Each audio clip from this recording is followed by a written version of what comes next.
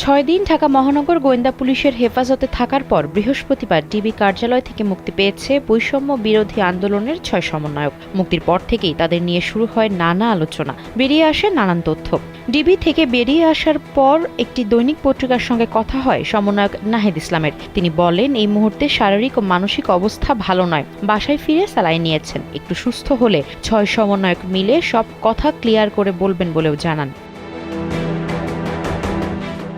নাহিদ ইসলাম বলেন, ডিবি থেকে মিডিয়ায় কথা বলতে নিষেধ করা হয়েছে। তারা তাদের মতো করে বলেছে, কিন্তু সমন্বয়করা তাদের কথা শুনবেন না। তারা তাদের মতো করেই সবটা জানাবেন। নাহিদ ইসলামের বাবা বদরুল ইসলাম বলেন, এই মুহূর্তে কথা বলার মতো অবস্থায় নেই। কথা বলার মতো পরিস্থিতি হলে নাহিদ সবই জানাবে।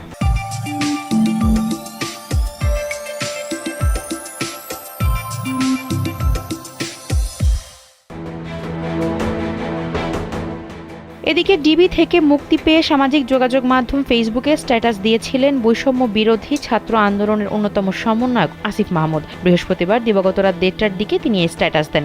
বলেন, রাজপথে আন্দোলনের সিদ্ধান্ত রাজপথ থেকেই আসবে।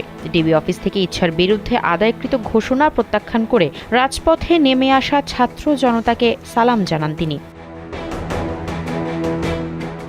আসিফ বলেন, শান্তিপূর্ণ আন্দোলনের নির্মম হত্যাকাণ্ডের বিচার, দায়ীদের পদত্যাগ ও নির্বিচারে গণগ্রেপ্তারের প্রতিবাদে কর্মসূচি চলমান থাকবে। গত 19 জুলাই থেকে অকথ্য নির্যাতন নিপীড়ন সহ্য করেছেন জানিয়ে তিনি বলেন, আপোষহীনতার জন্য যে কোনো মূল্য দিতে প্রস্তুত তারা।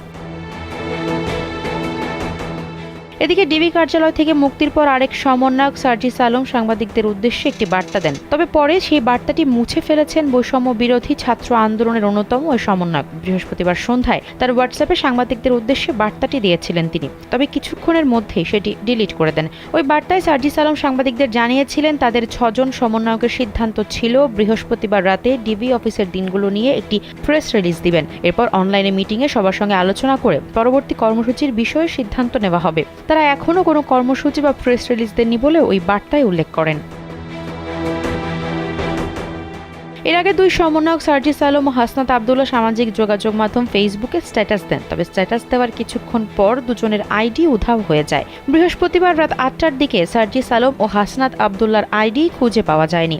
ডিবিতে থাকা 6 সমন্বয়কদের মধ্যে প্রথমে 3 জনকে 26 জুলাই বিকেলে ধানমন্ডির গণস্বাস্থ্য নগর হাসপাতাল থেকে তুলে নেয় ডিবি। তারা হলেন নাহিদ ইসলাম, আসিফ মাহমুদ ও আবু বাকের। এর পরের দিন সন্ধ্যায় সার্জিস আলম ও হাসনাত আবদুল্লাহকে নিয়ে আসে ডিবি। এরপর রোববার ভোরে মিরপুরে এক আত্মীয়ের বাসা থেকে তুলে আনা হয় নুসরাত তাবাসসুমকে।